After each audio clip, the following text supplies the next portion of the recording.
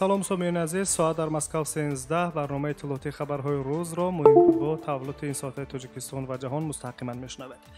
Имрӯз 16 июли 2020 сол.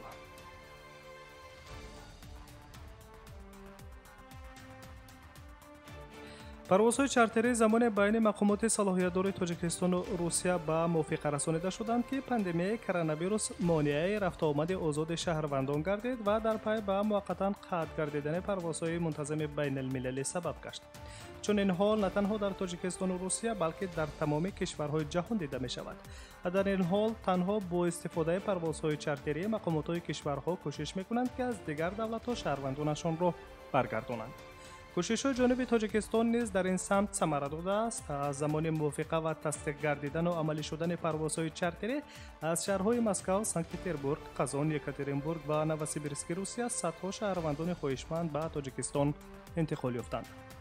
ҳоло ҳама парвозҳои махсусро аз шаҳрҳои номбурда тайёраҳои ширкатҳои миллии ҳавонавардии Тоҷикер ва Сомониэр анҷом дода истоданд. Дар ин росто қариб ҳар рӯз аз Москав ба самти Душанбе парвози чартерӣ анҷом дода мешавад.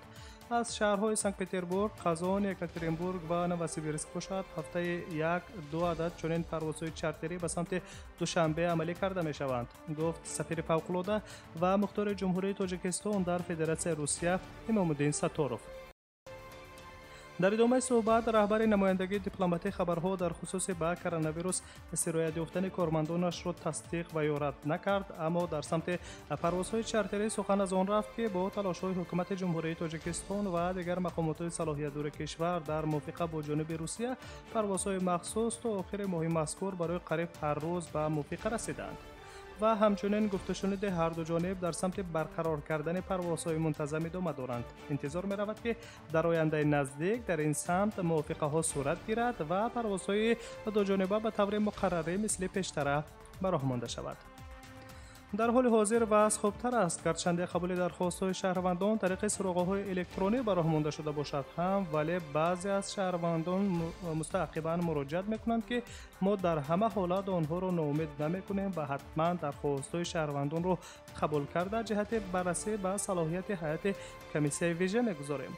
сафорати ҷумҳурии Тоҷикистон дар Русия баста нест ва мо ба таври муқаррарӣ фаъолиятро идома дода истодаем, гуфт Имомуддин Саторов, сафири фавқулода ва мухтори ҷумҳурии Тоҷикистон дар Федератсияи Русия.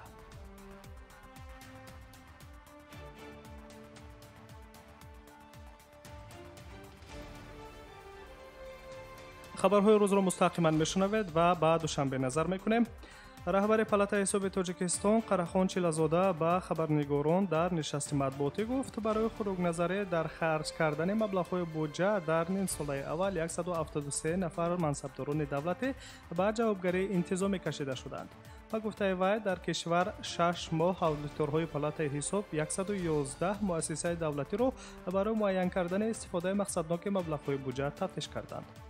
дар натиҷаи санҷишҳо ба маблағи 89 миллион сомонӣ зараре расидашуда ошкор карда шуд, ки зарари расонидашуда ба буҷаи давлат пурра барқарор карда шуд, гуфтааст Қарахон Челахонзода.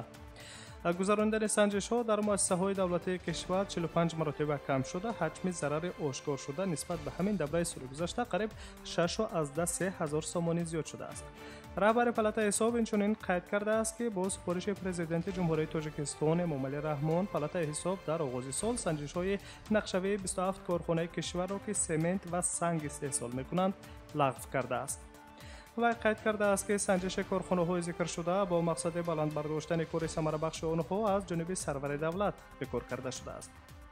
бекор кардани санҷишҳо ба паҳншавии сирояти коронавирус иртибот надорад. Президент онҳоро аввали моҳи январ пеш аз пайдо шудани пандемия дар Тоҷикистон бекор кард, таъкид доштааст Қарахон Чилазода.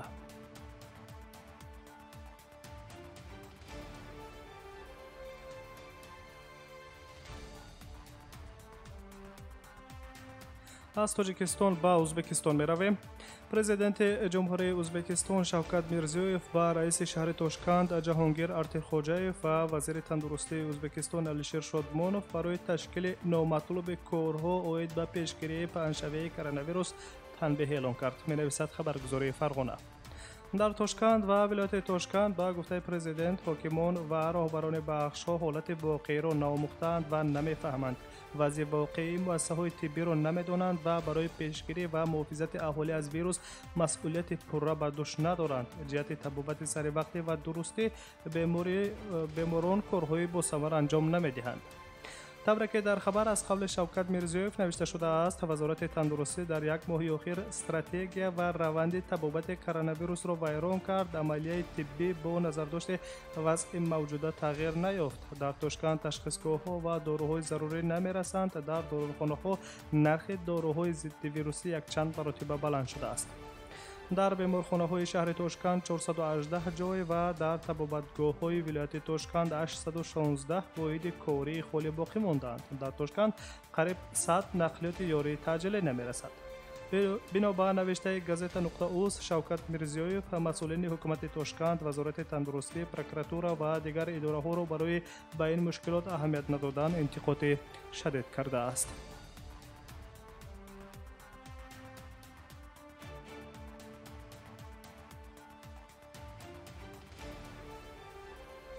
خبرهای این ساعته تاجیکستان و جهان را مستقیما میشنوید. نظر میکنیم به وضع موجوده در سرحد آذربایجان و ارمنستان.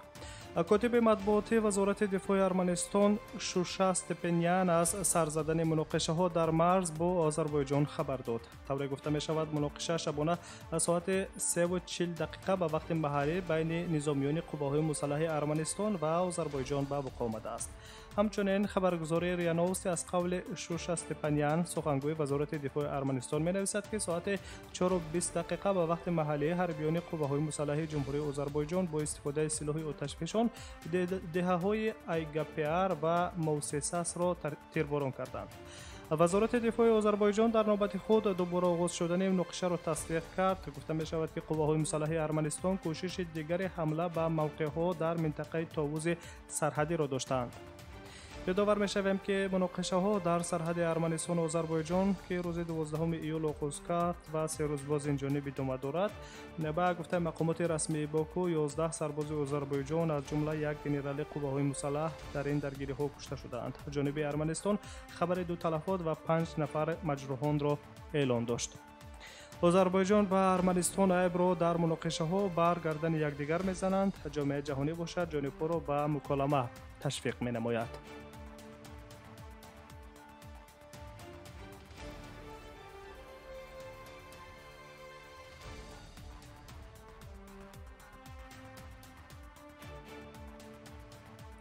سناتوران ایالات متحده آمریکا موضوع قطع کردن برنامه تیک تاک را بررسی خواهند کرد. یکی از منعقدان ارشد برنامه تیک تاک سناتور جمهوری‌خواه از ایالت میسوری جوش هاولی می باشد. در ماه مارس وی پیشنهاد کرد که به همه کارمندان حکومت استفاده برنامه تیک تاک به طور رسمی قطع کرده شود، زیرا این شرکت با حکومت چین معلومات مبادله کرده است. تیک تاک برنامه است برای تهیه و تماشای ویدیوهای کوتاه که به شرکت چینی باوتیلدنس تعلق دارد. این برنامه اینترنتی سال 2018 از تهیه برآمد و مورد استفاده زیاد کاربران قرار گرفت. مسئولان شرکت سال گذشته اعلام کرده بودند که تقریباً 60% یا خود 26.5 میلیون نفر کاربران فعال از ایالات متحده آمریکا را جوانان سنی از 16 تا 24 ساله در بر میگیرند. در اوایل ماه ایول پرزیدنت ایالات متحده آمریکا دونالد ترامپ اعلام کرد که کاخ سفید استفاده معنی تیک تاک و برنامه‌های چینی را در آمریکا بررسی می‌کند. یادآور می‌شویم که در برابر ایالات متحده آمریکا مقامات دخلدار کره نیز از روند فعالیت برنامه چینی تیک تاک ناراضگی بیان کردند. خصوصا کمیسیون علاقه جمهوری کره برنامه تیک تاک را 186 میلیون وون یا خود تقریبا 155 هزار دلار جریمه بسته است. کمیسیون علاقه چنین تصمیم خود را در جمع‌آوری معلومات کاربران نابالغ از جانب برنامه چینی تیک تاک ماندید کرده است.